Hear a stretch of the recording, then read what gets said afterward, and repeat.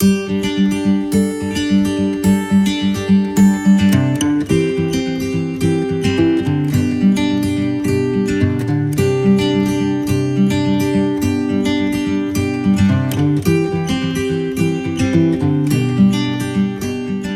tardes, ¿cómo están? Hoy vamos a hablar sobre el sistema inmunológico o inmunitario.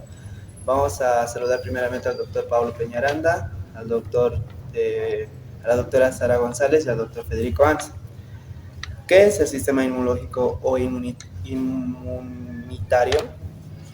Bueno, el sistema inmunológico, inmunitario, el sistema inmune, que son, llegan a ser lo mismo, es, como dice el nombre, es un sistema con toda una funcionalidad que se encarga de hacer una diferenciación entre los agresores del organismo, ya sean varios tipos de agresores, como biológicos, químicos o las propias células del organismo, que pueden generar algún tipo de agresión o patología o algo que pueda causar algún tipo de enfermedad.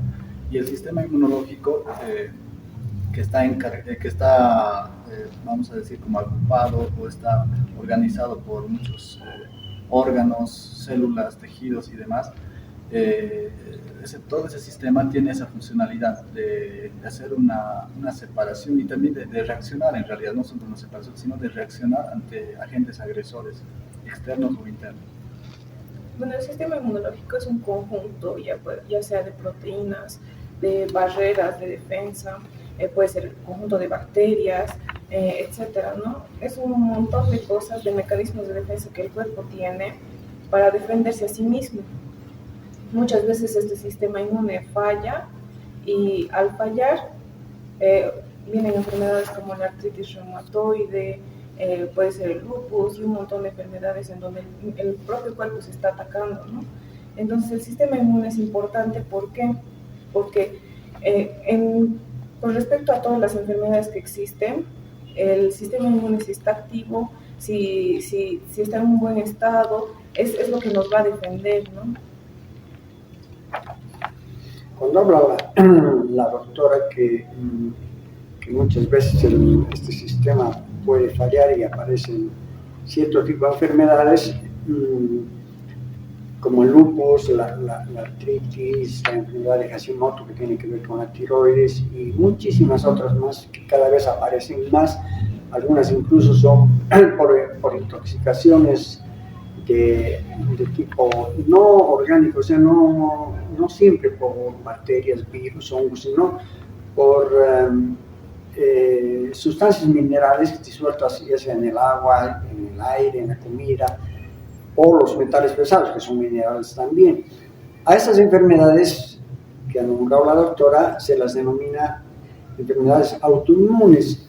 O sea, son enfermedades en las cuales nuestro sistema inmunológico, en vez de actuar defendiendo a nuestro organismo por todos los sistemas, por todos los líquidos, por todas las células, por todas las secreciones que tenemos a disposición para que este sistema, que es perfecto, no debería fallar. Sin embargo, en este caso resulta no ser perfecto y hay que analizar las causas, y esa es una de las luchas más grandes que hay dentro de la medicina, porque mientras, vamos a decir, una parte de la medicina, sobre todo la medicina naturista, la podemos llamar, está buscando la manera de estimular las defensas de nuestro cuerpo, la medicina alopática, la medicina tradicional, lo que está haciendo es ver la manera de bajar o de disminuir el efecto del sistema inmunológico, es decir, más bien anular el sistema inmunológico para que no ataque a nuestro organismo. Entonces hay dos corrientes en este aspecto que creo que es bien importante que la gente se dé cuenta, ¿no? Que el sistema inmunológico no siempre es bueno, debería ser siempre bueno, pero ¿por qué no es bueno? Porque el mismo organismo o la misma persona, vamos a decir, no está haciendo las cosas correctamente, sus métodos de vida, su forma de alimentarse, su sistema nervioso, excesivo estrés, la ingesta de estas sustancias que he dicho que son generalmente minerales o metales. Los metales pesados son causantes de muchos problemas y ahora ya se pueden detectar felizmente con los nuevos sistemas de laboratorio. Antiguamente lo que se hacía para ver si una persona tenía minerales en su cuerpo, sobre todo metales pesados, lo que se hacía era sacarle un mechón de cabellos, ponerlo en un sobre estéril y mandar al exterior a algunos laboratorios de la Argentina, de Brasil, donde después de unos 15 o 20 días mandaban el resultado y decían, sí, esta persona tiene metales pesados en su cuerpo y por eso tiene una enfermedad autoinmune. Ahora ya en Bolivia y en todos los países del mundo, me imagino, hay la forma de determinar si una persona tiene metales pesados y ver cómo puede nuestro organismo deshacerse de esos metales pesados. Y una de las funciones del sistema inmunológico sería esta, pero muchas veces no es suficiente el sistema inmunológico y se debería ayudar. Y ya he hablado de la forma de vida, de la vida sana, de hacer ejercicio, pero también se ha visto que algo que hemos estado hablando casi en todas las entrevistas es de las terapias oxidativas, porque al oxidar el metal que está dentro de nuestro cuerpo, sobre todo los metales que son súper tóxicos, como vamos a decir el mercurio, el aluminio, el arsénico, etcétera, etcétera, se podría ayudar mucho con una cámara hiperbárica, con el peróxido de hidrógeno, con el diox, con terapias oxidativas, o sea, oxidando el mineral. Entonces después ya el sistema inmunológico, sobre todo la parte que tiene que ver con la microbiota, se encargaría de eliminar a través de los distintos sistemas de excreción que tiene nuestro cuerpo. El principal en este caso sería el hígado por medio de los intestinos y por medio de las heces fecales, ¿no? Pero, sin embargo, me salí un poquito del tema porque tal vez se nos iba a pasar por alto y es un tema bien importante, que es el que cuidemos la ingesta de agua. El agua en nuestro medio es un agua de muy mala calidad. ¿Y eso por qué les digo? Porque aquí en la farmacia tenemos una sección donde hacemos preparados naturales para niños, para adultos también. Tenemos que tener un agua de muy buena calidad y por lo tanto nos hemos provisto de cierto tipo de filtros que nos muestran que en poco tiempo esos filtros, que pasan por una serie de etapas, de escalas, vamos a decir, la primera es un filtro blanco y el cual en menos de 2 meses está casi negro.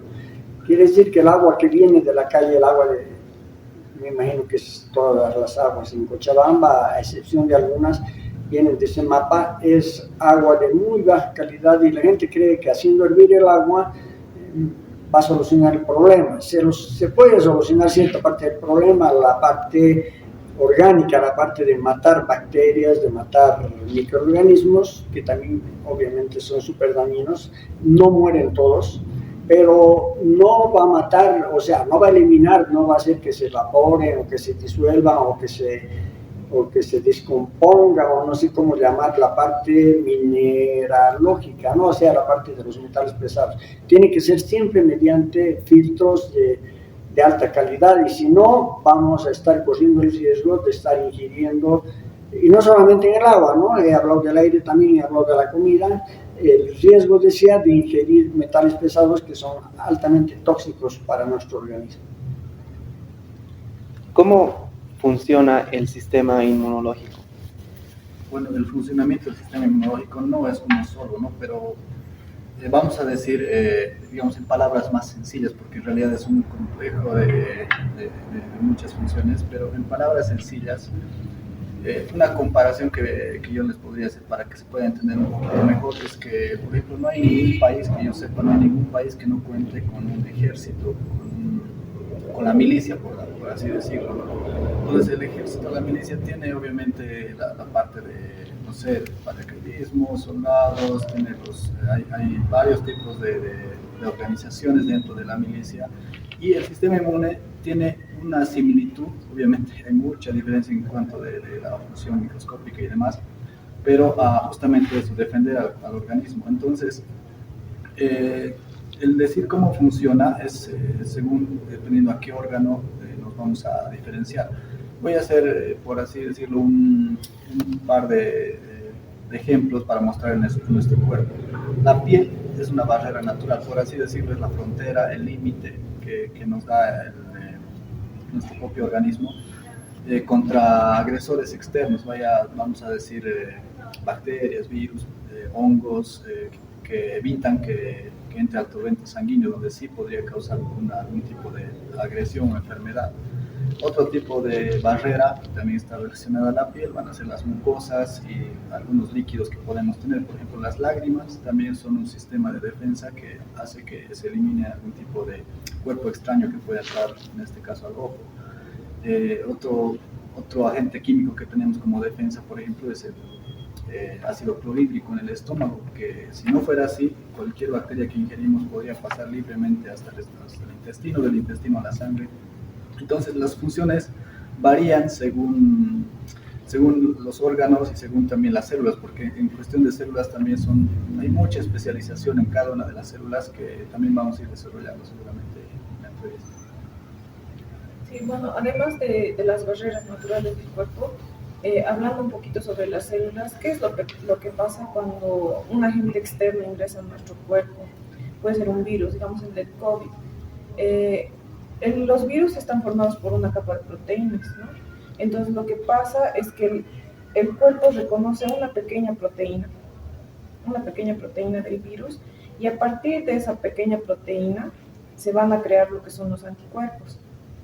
Y primero vamos a tener unos anticuerpos que van a ser más genéricos, así más inespecíficos, que van a ir y puede que les sirva, puede que no, y ya después se van a, con el tiempo, unas 2 o 3 semanas de haber tenido el primer contacto, se van a crear los anticuerpos de memoria, que ya son más específicos, que cada vez que tú te contamines con ese virus, o sea, ya vas a tener defensas, y ese era el objetivo, ¿no?, de las vacunas.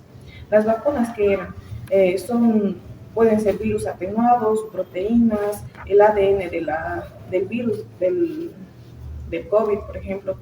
¿Y cuál era la intención? De meternos esas proteínas que contienen el virus para que nosotros mismos creemos nuestras defensas, ¿no?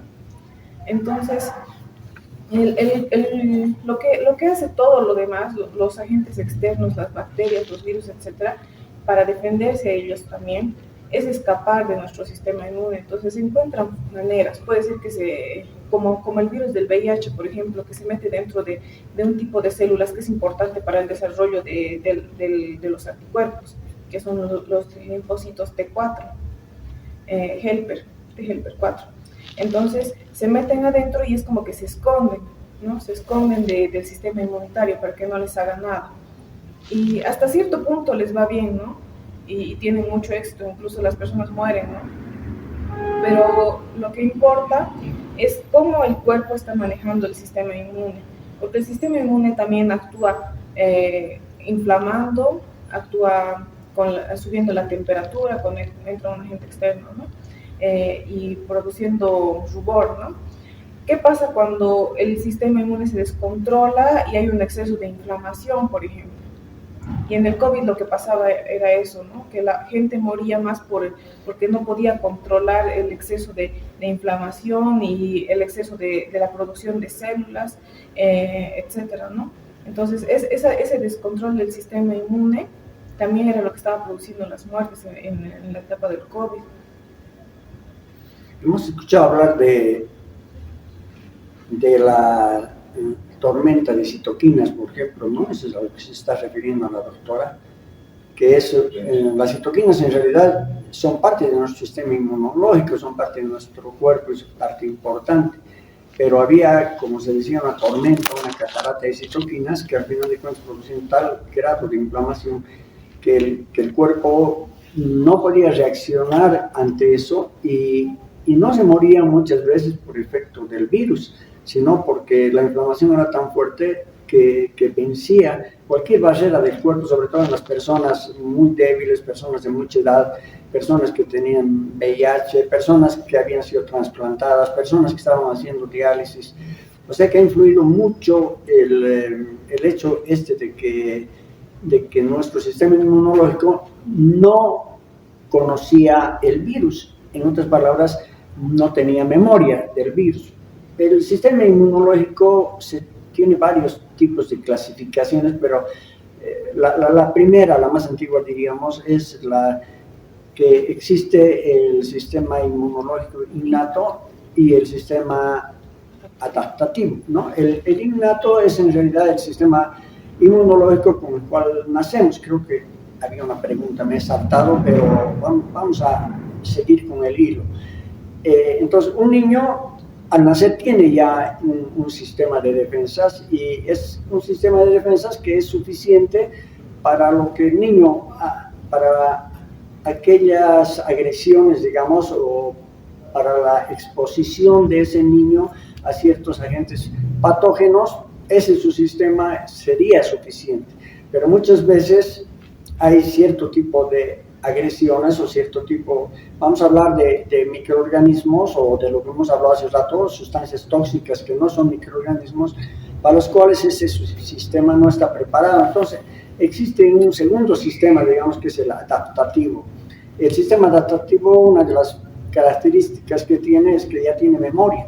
¿Por qué? Porque ya conoce, en el caso, digamos, de bacterias, que la viruela, por ejemplo, ¿no? La viruela se dice que ha sido erradicada a nivel mundial, y parece que esto es cierto porque no se conocen más casos, y en un tiempo pues era mortal, ha hecho estragos en la humanidad, y hasta que se descubrió la manera de contrarrestar, ya era por medio de las vacunas. Las vacunas en realidad también vienen a formar parte del sistema inmunológico, porque lo que hacen es introducir en nuestro cuerpo lo que ha dicho la doctora nuevamente, digamos, las bacterias atenuadas, o ciertas partículas de las bacterias, cosas de que el organismo se sienta agredido por la bacteria, vamos a decir en este caso de la viruela, y reacciona produciendo los anticuerpos.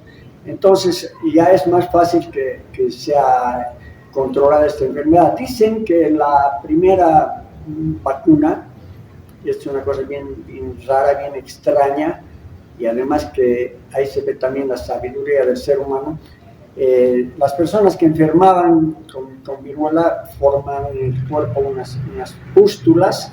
Esas pústulas se ponen costras, y dicen que, unos dicen los turcos y otros dicen que los chinos, lo que hacían era estas costras secas las molían y las hacían inhalar a los niños o a las personas que estaban propensas a enfermarse con la viruela. Increíblemente, como en esas costras habían fragmentos de la bacteria, o es virus, no estoy seguro, son virus de la bacteria, de la viruela, al inhalar la persona está inhalando prácticamente los virus que le deberían producir la enfermedad, pero al estar atenuados, al haber sido ya secos, al haber estado ya mucho tiempo inactivos, producían una reacción no tan fuerte como para que la persona se enferme, más bien todo lo contrario, para que la persona pueda defenderse una vez que es atacado por un microorganismo que está activo.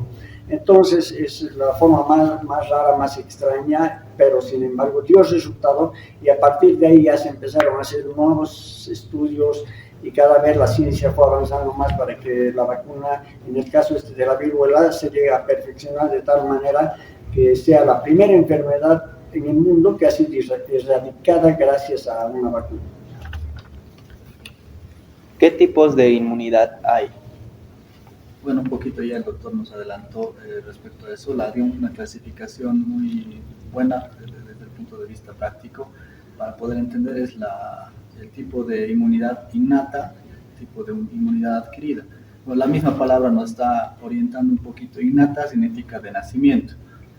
Vamos a decir que a nivel fetal, esto ya desarrolla en el hígado algún tipo de células que pueden actuar como defensas. Eso es de forma natural, no ha estado expuesto a nada todavía el feto, pero ya tiene células que, bueno, son las principales, son las células NK, se las conoce por su terminología en inglés, es natural killer, que traducido al español significa células asesinas naturales, ¿no?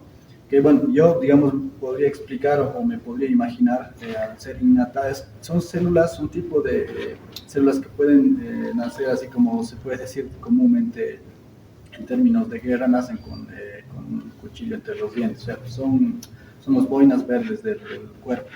Entonces, a ellas no les tienen que enseñar a pelear, o sea, nacen con esa agresividad, con esa capacidad de enfrentarse a los organismos.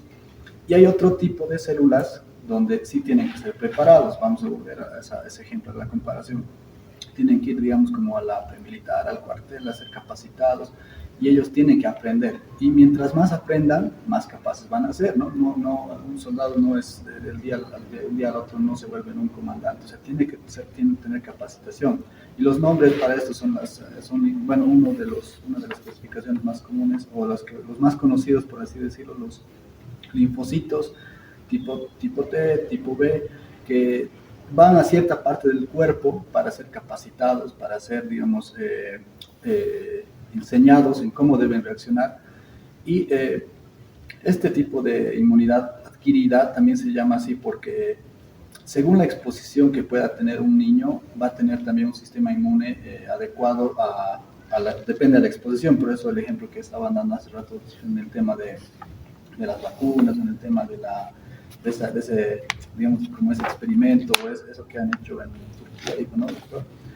Que han sido expuestos a virus atenuados para que ellos sepan cómo atacar después, ¿no? Por decir, un niño que vive en el campo, está en movimiento, corre, le da el sol, come la fruta con cáscara, duerme bien, entra al baño todos los días, digamos, y un niño que vive entre el alcohol en las manos, como en una burbuja, la fruta licuada, sin cáscara, con mucho estreñimiento, poca actividad. A los dos niños los traemos a los 10 años. Mi pregunta sería, ¿quién creen que va a tener un mejor sistema inmunológico? Obviamente por exposición a la tierra, a varias bacterias que desde niño va a estar expuesto. De hecho, se dice que un niño que crece con animales tiene mejor sistema inmune que un niño que crece, digamos, aislado de los animales, justamente por la exposición, ¿no? Ese es un ejemplo básico que yo puedo dar y después vamos a ir complementando. Bueno, si estamos hablando de la inmunidad innata y adaptativa, la innata se puede decir que es inespecífica. Si hablamos, por ejemplo, de la barrera de la piel, es parte de la inmunidad innata, pero la barrera de la piel no distingue si es bacteria, si es hongo, o sea, solo te protege, no distingue nada. Y si hablamos de la adaptativa, esta ya reconoce, o sea, más cosas de la bacteria o del virus que nos está contaminando, es más específica. Entonces, ya sabe cómo atacar y tiene memoria, ¿no? Entonces, no dura más tiempo. Y si hablamos de la inmunidad innata, bueno, como decía el doctor Pablo, y hablando sobre las células, la forma en la que trabajan es que un virus ingresa y, bueno, se llaman fagocitos porque agarran y se los comen. Es como si se los comieran y los hacen desaparecer así, ¿no? Pero lo malo de algunas de estas células fagocíticas es que algunas, después de habérselas comido, desechan toxinas. Entonces eso también es un poco dañino, ¿no? Y la inmunidad adaptativa no existen este tipo de desechos, ¿no?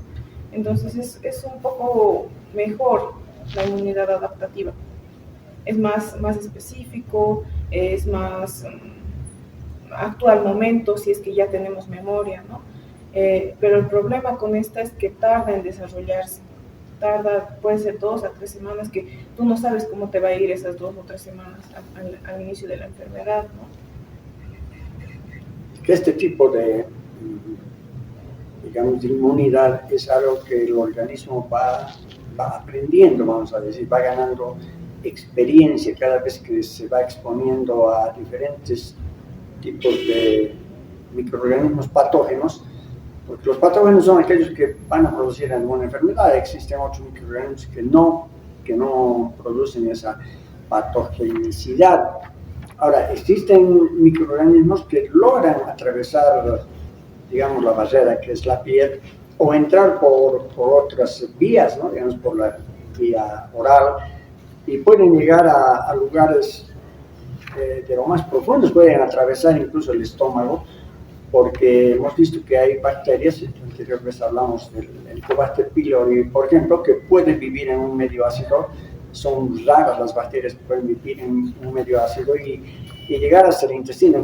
Sin embargo, en los intestinos tenemos otra barrera inmunológica y súper importante, porque no solamente protege los intestinos, protege todo el organismo, que es la microbiota, ¿no? Llamada antiguamente la flora intestinal. Entonces es tan importante porque también esta flora intestinal, bueno, pues vamos a llamarla de la manera correcta microbiota, son miles o millones de, digamos, de microorganismos, de colonias de microorganismos, que también tienen sus especialidades. O sea, si un microbio entra del exterior, se va a encontrar con un ejército, así como ha dicho Pablo, un ejército que tiene de todo, ¿no?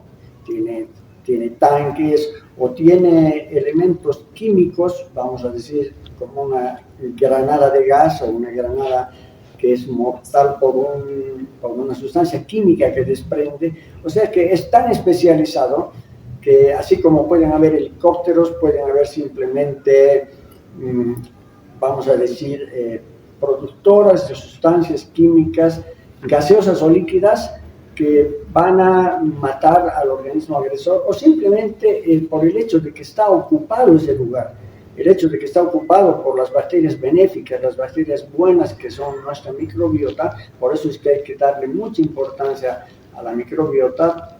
No sé si vamos a tener tiempo de hablar de eso.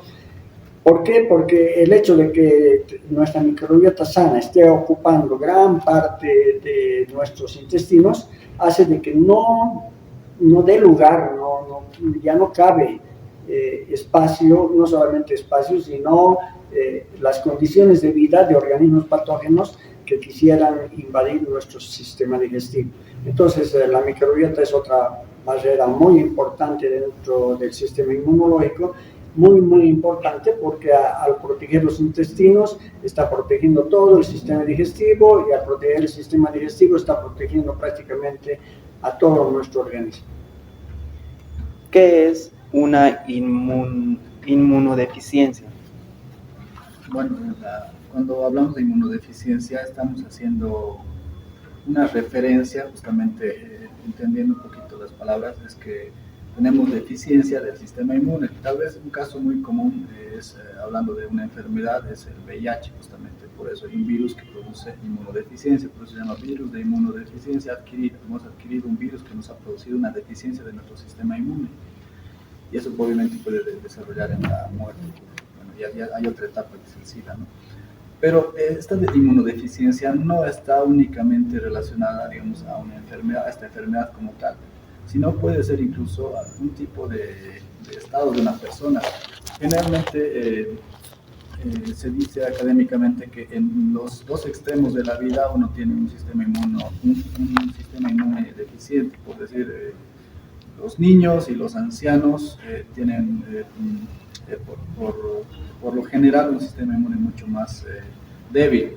Por eso es que recién están aprendiendo los niños, y bueno, cuando ya son ancianos, también el sistema inmune, como todo, ha envejecido, se ha deteriorado. Entonces, por lo tanto, es una, digamos, vamos a decir que es una etapa donde el sistema inmunitario tiene una respuesta lenta o tiene una respuesta deficiente, por lo que ese estado de inmunodeficiencia se debería controlar. Sí podemos hacer, vamos a hablar también más adelante de qué cosas nos pueden ayudar en mejorar nuestro sistema inmune, pero como tal la inmunodeficiencia es una reducción en la respuesta y en la eficacia del sistema inmunológico. Sí, bueno, con respecto a eso creo que no hay más que decir. Es solo que el sistema inmune, por alguna,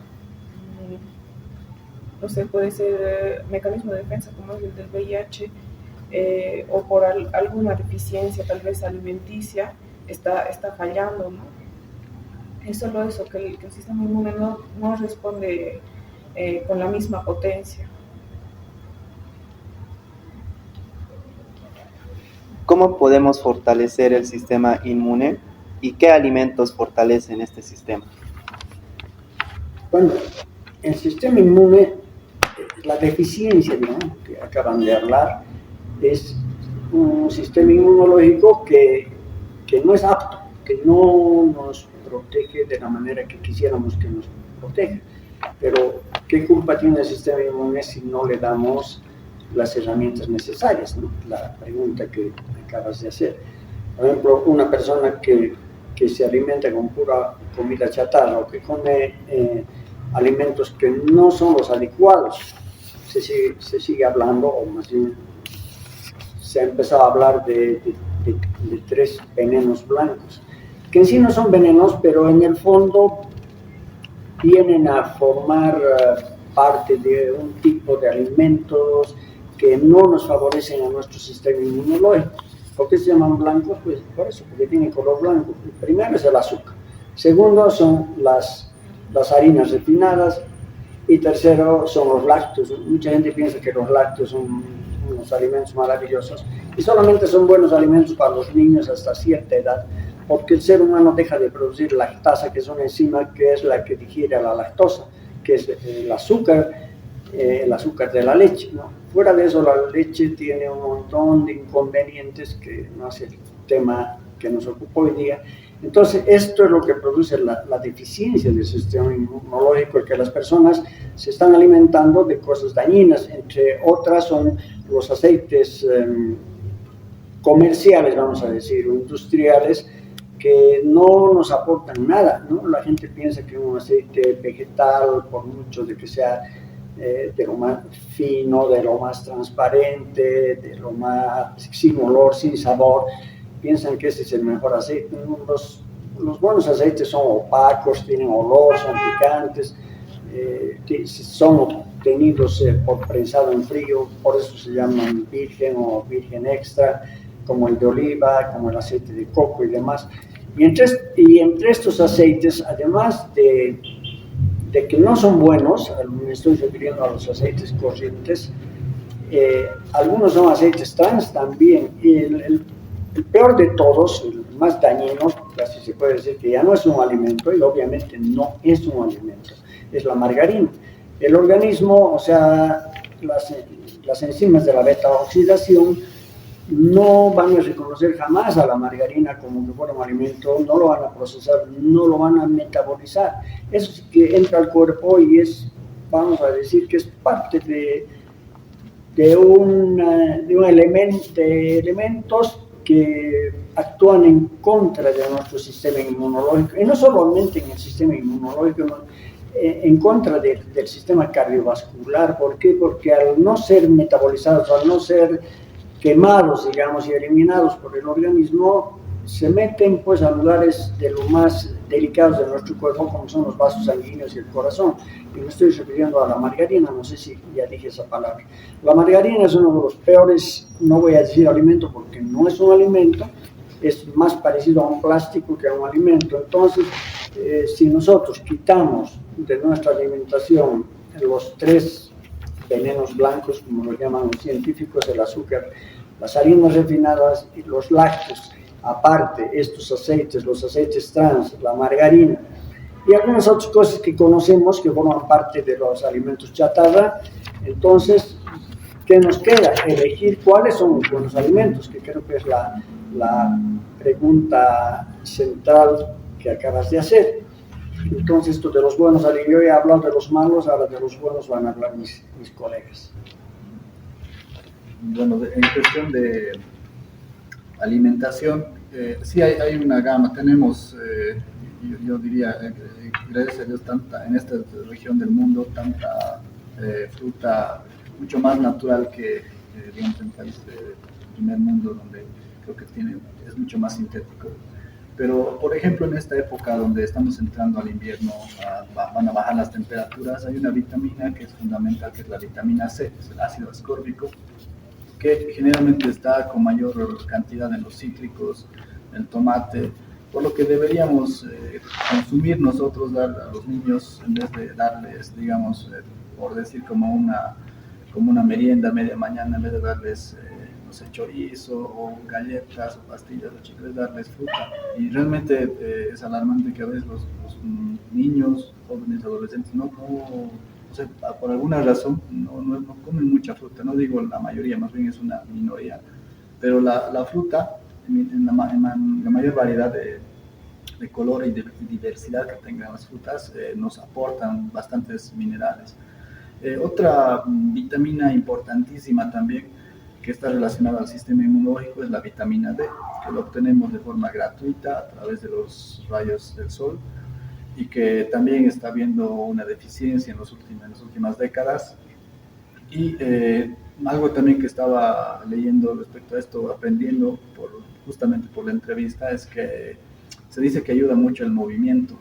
Cuando hay personas que están mucho tiempo con falta de movimiento, por decir, vamos a decir, en su oficina 8 horas sentadas, después van a la casa a ver la tele otras 2 horas, a dormir, y no hay ese movimiento. Hay un sistema que empieza a reducir en su funcionalidad, que es el sistema linfático, el olvidado sistema linfático, que es muy importante también para el sistema, para las funciones de la inmunidad en el cuerpo, pero el movimiento ayuda mucho, es el ejercicio, hacer por lo menos un poco de movimiento, y mejor si es a la intemperie. Bueno, si estamos hablando de inmunopotenciadores, el que es muy importante, y tal vez mucha gente lo ignora, es la vitamina D. Se han hecho varios experimentos con respecto al efecto que tiene sobre nuestro cuerpo, ¿no? Entonces un inmunopotenciador es muy potente. Luego tenemos al zinc. Es por eso que igual también se usa con el tratamiento de acné. ¿Por qué? Porque es un inmunopotenciador que nos va a ayudar a defendernos de las bacterias que producen el acné, ¿no?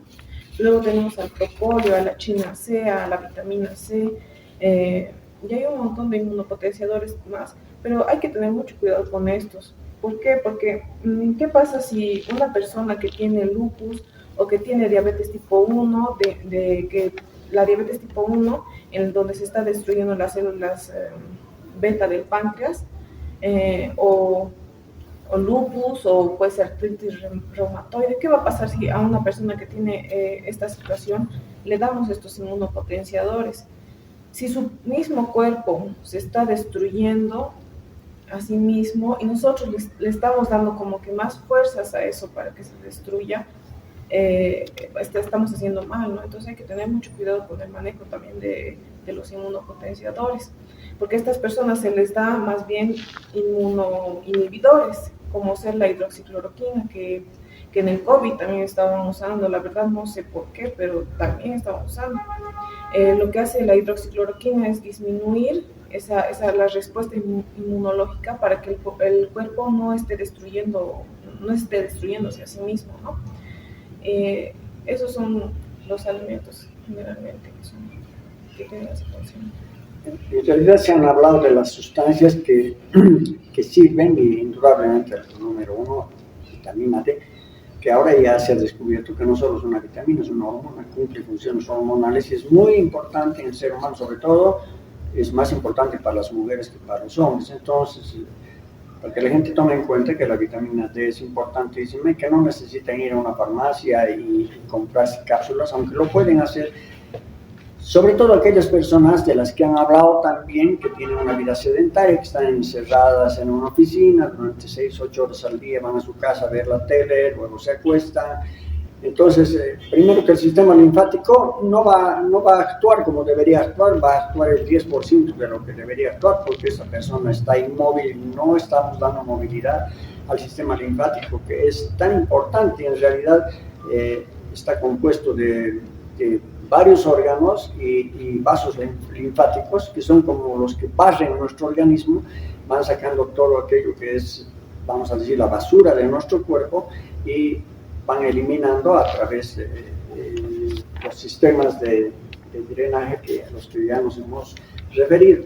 Bueno, han hablado de vitamina C, han hablado del zinc, de minerales y de otras cosas, pero ¿por qué tiene que haber farmacias? Y yo digo, no deberían haber farmacias, porque la farmacia está en la naturaleza. Lastimosamente se han alterado tanto los cultivos, se han hecho tantos experimentos, se han puesto tantos, ¿qué se llama esto que se pone a las plantas para que produzcan más? ¿Qué le ponen algo para que su macetita ponga abono? Tan fácil la palabra, ¿no? Abonos químicos que son dañinos para el organismo. Y también sustancias para matar los plaguicidas, por ejemplo, ¿no? Entonces, yo decía hace rato, no deberían haber farmacias porque lo que está en la naturaleza es suficiente. En realidad la vitamina C ya sabemos que está aparte de las frutas que han nombrado los cítricos, están también en los vegetales. En los vegetales hay más minerales, vamos a decir, en las verduras que en las frutas. En las frutas hay más vitaminas que en las verduras. Y si a los niños no les hemos enseñado a consumir frutas, menos les vamos a enseñar, aunque quisiéramos. Yo creo que todo padre de familia quisiera que sus hijos coman muchas ensaladas, muchas verduras. No lo hacemos porque el niño no lo hemos acostumbrado desde pequeño y no le hemos enseñado que son alimentos primordiales y que le van a proporcionar la cantidad de zinc, de magnesio, de todos los minerales necesarios y también vitaminas, ¿no? Y entre estos alimentos, yo por lo menos considero, por lo que he podido estudiar y leer, que los más completos que tienen incluso aceites, porque ¿en qué vegetal vamos a encontrar aceite? ¿En qué fruta vamos a encontrar aceite? Indudablemente la palta, el coco. Fuera de eso prácticamente no hay aceites, pero sí en los frutos secos hay aceites súper importantes, súper saludables. Y me estoy refiriendo a los frutos secos, no a los frutos deshidratados, no a los frutos que se les ha quitado el agua para conservarlos, porque al final lo que se hace es concentrar el exceso de azúcar. Digamos, una uva, al ser convertida quizá en una pasa, vamos a decir, concentra el azúcar hasta 5 o 6 veces la cantidad de azúcar que tenía cuando estaba como uva, ¿no? Entonces, no me estoy refiriendo a las frutas desecadas o deshidratadas, me estoy refiriendo a los frutos secos que son de la familia de las almendras, las nueces, principalmente nueces, almendras, cayú, avellanas, pistachos. Y si una persona quiere alimentar bien a sus niños, hace rato hemos hablado de que los alimentos dañinos, que algunos lo llaman venenos blancos, está indudablemente el pan blanco, porque el pan blanco está hecho de harina blanca. Y muchas mamás dirán, bueno, ¿qué voy a darle a mi hijo? Todo el mundo come pan. Y es bien difícil que dejemos de comer pan. Pero si una familia tiene las posibilidades económicas de darle a sus hijos en el desayuno, en vez de pan, este tipo de alimentos de los que estamos hablando, los frutos secos, si a un niño se le da almendras, nueces, cayú en el desayuno con avena, o bueno, finalmente si son niños chiquitos se les puede dar leche. Ahora hay leches vegetales varias, uno va a un supermercado, obviamente que el presupuesto de la familia va a tener que aumentar en cuanto al gasto, pero sin embargo la salud no tiene precio, ¿no? Si por hacer algo que sea ahorrar dinero, vamos a ocasionar de tener niños delicados, niños débiles, niños enfermizos, al final vamos a terminar gastando mucho más y tener problemas en la casa, de tener una familia de personas enfermas, ¿no? Entonces yo creo que vale nomás la pena invertir un poco más. Para algo trabajan los padres, pues precisamente para proveer a la familia de alimentos buenos. Las leches vegetales son 3, 4 o 5 veces más caras que una leche de vaca, pero al consumir leche de vaca estamos dándole un alimento inapropiado, y al darles leches vegetales les estamos dando un buen alimento que les va a ayudar a aumentar también su sistema inmunológico y les va a ayudar en cuanto al insumo, vamos a decir, al insumo de los vegetales, de las vitaminas, de los minerales, de los oligoelementos, de la fibra y de todo lo que el organismo necesita, privándoles de todo lo que es dañino y evitando de esta manera que su sistema inmunológico se debilite y que no actúe en el momento que deba actuar.